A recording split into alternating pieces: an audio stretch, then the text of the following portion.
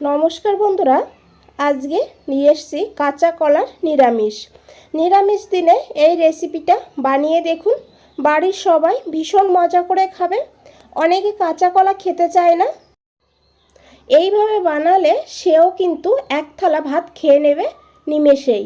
চলুন তাহলে দেখে নেওয়া যাক কাঁচা কলার এই রেসিপিটি কি করে বানিয়েছি। তো কাঁচকলার এই রেসিপিটি বানানোর জন্য এখানে দুটো নিয়েছি আমি কাঁচা কলা। এখানে কিন্তু আপনারা বেশি করেও নিতে পারবেন, আমার কাছে দুটোই ছিল তাই আমি দুটো নিয়েছি। আর এই কলাগুলোকে এইভাবে কেটে নিতে হবে। কেটে নেওয়ার পর খুব ভালো করে একটু ধুয়ে নিতে হবে। আর এই কলাগুলো ফ্রেশ জলে ধোবেন না, একটু পুরনো জল বা একদিন আগের জলে ধুলে তাহলে আর কলাগুলো কালো হবে না। দেখুন বন্ধুরা, এইভাবে কলাটাকে খুব ভালো করে ধুয়ে নিতে হবে। আর তারপরে দিতে হবে কড়াইতে জলটা দিয়ে দিতে হবে কলাগুলো। আর কলাগুলো দেওয়ার পর দিতে হবে একটু লেবু যদি না থাকে তাহলে লেবুর খোসা দিলেও হবে। আমার কাছে লেবুর খোসা ছিল ফ্রিজে 2-3 দিনের পড়া, তো সেই লেবুর খোসাটাই দিয়ে দিয়েছি। লেবুর খোসা দিলে তাহলে কড়াইটা কালো হবে না বা দাগ হবে না, তবে লেবু দিলে রেজাল্টটা ভালো পাওয়া যাবে। আর ঢাকা দিয়ে 7 থেকে 8 মিনিট মিডিয়াম ফ্লেমে কলাগুলোকে সিদ্ধ করতে হবে। আর এদিকে একটা মশলা বানাতে হবে, তার জন্য নিয়েছি অর্ধেক টমেটো, 1/2 ইঞ্চি আদা আর কাঁচা লঙ্কার পরিমাণটা আপনারা বাড়িয়ে কমিয়ে নিতে পারেন। আর এই মশলাগুলোকে নিয়ে নিতে হবে একটা মিক্সচার গ্রাইন্ডারে। সঙ্গে নিতে হবে 1/2 চামচ ধনের গুঁড়ো, 1/2 চামচ ভাজা জিরের গুঁড়ো।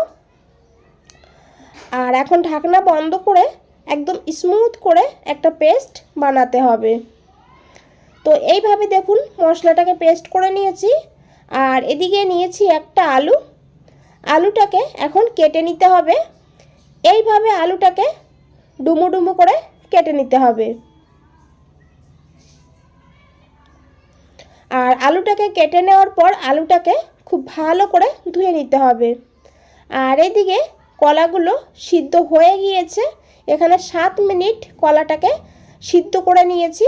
এখন গ্যাসের ফ্লেমটা অফ করে কলাটাকে নামিয়ে ঠান্ডা করে নিতে হবে। আর এখানে দেখে বুঝতেই পারছেন কড়াইটা কিন্তু কালো হয়নি, লেবু দিলে আর একটু ভালো পরিষ্কার হতো কড়াইটা। আর এদিকে নিয়েছি 2 চামচ পোস্ত আর 2 চামচ কাজু বাদাম, ভাঙা কাজু নিয়েছি এখানে আমি। আর এখন একটু জল দিতে হবে, জলটা দিয়ে এটাকে 30 মিনিটের জন্য ভিজিয়ে রাখতে হবে। আর এইদিকে কলাগুলো ঠান্ডা হয়ে গিয়েছে। আর এখন কলাগুলোকে এইভাবে খোসাটা ছাড়িয়ে নিতে হবে। বন্ধুরা, এই খোসাটা আপনারা কিন্তু বেটেও খেতে পারেন, সেটাও কিন্তু খুবই ভালো লাগে খেতে। আর এদিকে দেখুন কলাগুলো এখন হাত দিয়ে হোক বা চামচ দিয়ে খুব ভালো করে মেখে নিতে হবে। এখানে আমি হাত দিয়ে খুব ভালো করে মেখে নেব। আর মেখে নেওয়ার পর এখানে দিতে হবে লবণ। এখানে 1/4 চামচ লবণ নিয়েছি। আর দিয়ে দিতে হবে অল্প করে একটু হলুদ গুঁড়ো। আর দিতে হবে মশলা, যে বাটা মশলাটা আমরা বানিয়েছি আদা টমেটো আর আছে গুঁড়ো মশলা দিয়ে, সেই মশলাটাই দিতে হবে এখানে অল্প করে একটু। আর দিতে হবে এখানে 1 চামচ বেসন। বন্ধুরা, বেসনের পরিমাণটা বেশি দেবেন না, তাহলে বেসনের টেস্টই আসবে। তো এইভাবে 1 চামচ বেসন দিয়ে খুব ভালো করে এইভাবে মেখে নিতে হবে। আর মেখে নেওয়ার পর দেখুন এইভাবে একটা শক্ত ডোর মতন হয়ে গিয়েছে। আর এখন এটাকে আপনারা গোলও বানাতে পারেন বা কাটলেট শেপে বা লম্বা করে। এখানে আমি দেখুন কিছুটা নিয়ে হাতে এইভাবে লম্বা মতন বানিয়ে নেব। তো এইভাবেই দেখুন বন্ধুরা সব মুঠাইগুলো আমি বানিয়ে নিয়েছি। আর বন্ধুরা, খুবই সহজ আর সাধারণ একটা রেসিপি, কিন্তু খেতে অসাধারণ হয়, বানিয়ে দেখতে পারেন। আর তারপরে এখানে কড়াইতে দিতে হবে তেল। এখানে আমি সর্ষের তেলে রান্না করব, তাই সর্ষের তেল নিয়েছি। আপনারা সাদা তেলেও রান্না করতে পারবেন। তেলটাকে ভালো করে গরম করতে হবে, তারপর একটা একটা করে মুঠাই দিতে হবে। আর দিয়ে এইভাবে লাল করে ভেজে তুলে নিতে হবে। আর সব মুঠাইগুলোই একইভাবে ভেজে নিতে হবে। আর এই তেলেই দিয়ে দিয়েছি কেটে রাখা আলুগুলো দেওয়ার পর দিতে হবে অল্প করে একটু লবণ। আর দিয়ে দিতে হবে অল্প করে একটু হলুদের গুঁড়ো, দিয়ে খুব ভালো করে মিশাতে হবে। আর গ্যাসের ফ্লেমটা মিডিয়ামেই রাখতে হবে। মিডিয়ামে রেখে এইভাবে ঢাকনা বন্ধ করে আলুটাকে ভেজে নিতে হবে। মাঝে মধ্যে আলুটাকে এইভাবে ঢাকনাটা খুলে একটু নাড়াচাড়া করতে হবে। আর এইভাবে ঢাকনা বন্ধ করে আলুটাকে ভাজলে তাহলে আলুটা এখানে 50% মতন সিদ্ধ হয়ে যাবে।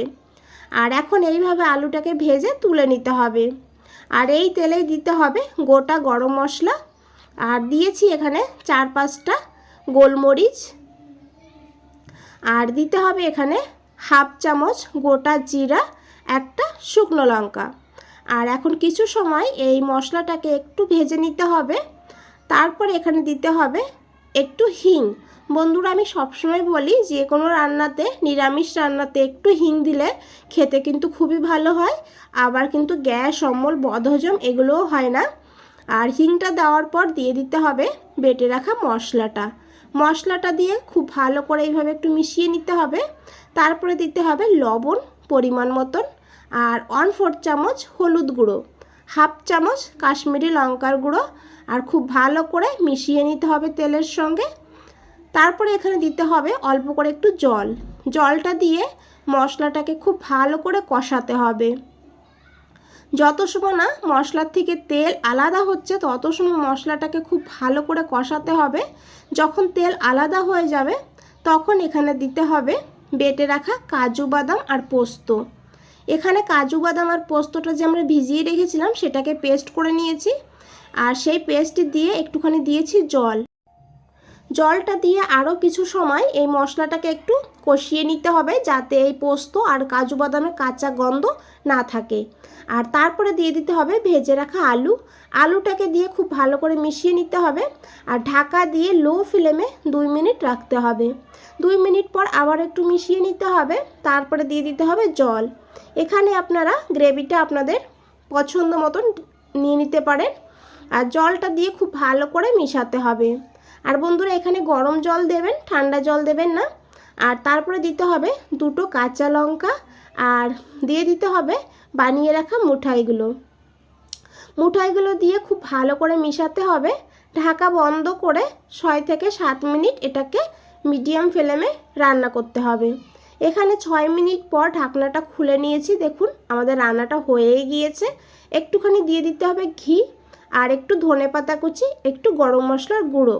বন্ধুরা, রেসিপিটা যদি একটু ভালো লেগে থাকে একটা লাইক দিয়ে দেবেন। নতুন বন্ধুদের বলছি চ্যানেলটা এখনও সাবস্ক্রাইব করে না রাখলে চ্যানেলটা সাবস্ক্রাইব করে পাশে থাকুন আর আমাকে এগিয়ে যেতে সাহায্য করুন। বন্ধুরা, আজ তাহলে এই পর্যন্তই। ফিরে আসছি নতুন কোনো রেসিপি নিয়ে। ভালো থাকবেন, সুস্থ থাকবেন। ধন্যবাদ।